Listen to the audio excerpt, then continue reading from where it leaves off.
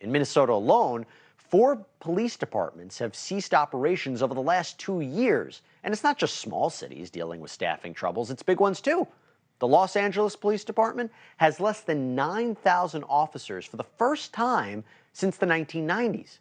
According to Fox News, Chicago police had roughly 1,500 vacancies within the department at one point. And here in New York, NYPD pension data obtained by the New York Post shows 239 officers resigned in January and February of this year. A police executive research forum survey also reveals that agencies are losing officers faster than they can actually hire them. There were nearly 50% more resignations in 2022 than in 2019.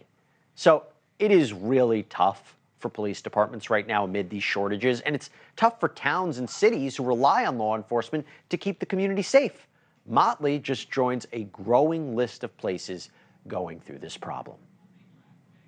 Well, joining me right now is Mike Schmidt, the mayor of Motley, Minnesota. Mike, thanks so much for taking the time to be here. All right, what's the process like to get a replacement chief right now?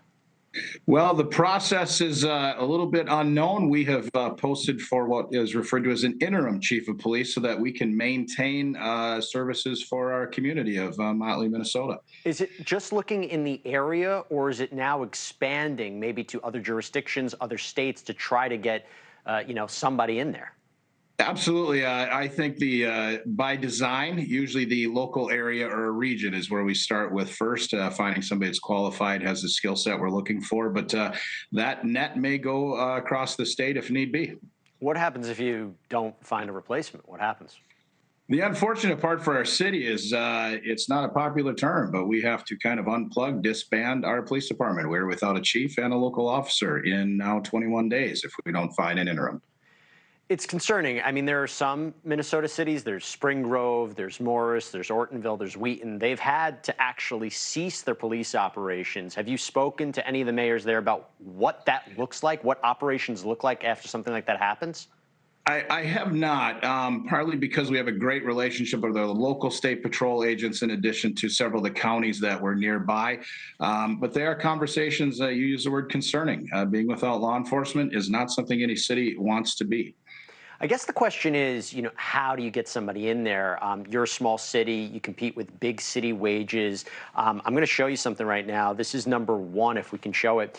A Motley resident said during a special session of the Motley City, this is where they accepted the police chief Borish's resignation, maybe you should pay them better. What do you do there? What do you think about that? I think it goes back to back in January. It's safe to say all meetings are public. Our chief of police brought up his concerns, and they were relative to his department in regards to wages, salaries, benefits, what have you. And we as a council, he actually, through his own actions, he removed his request to just look at his department. And we as a city did a wage and salary study across the board for our city. And what we learned is that, according to a study, that we were within the ballpark. However, where we're at geographically in central Minnesota, our major highways, intersections, and the people that we serve, I'm not afraid to be a little unique and creative, if you will. And I think sometimes you do have to pay people. And currently our officer is at $21.17 an hour. And I just don't think, I think that's just not worthy enough for an officer of the law. So aside from the financial aspect, or you talked about getting creative, what's another way you can entice somebody to take the position?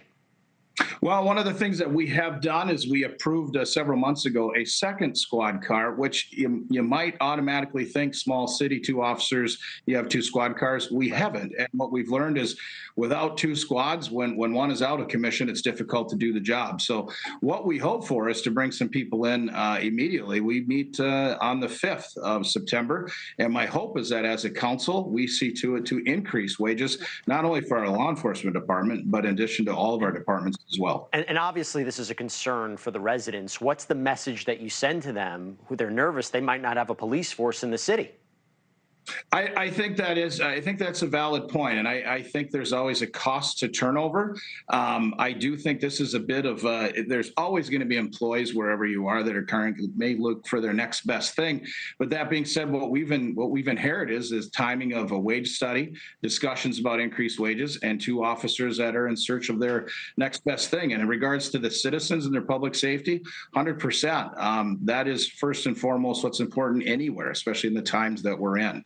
And of concern is that you pointed out the other cities. Right. This isn't just us. And when you make news that you don't have law enforcement, it makes you nervous. Thank you for watching. Go to newsnationnow.com to find NewsNation on your cable provider. And don't forget to click the red subscribe button below to get more of NewsNation's fact-driven, unbiased coverage.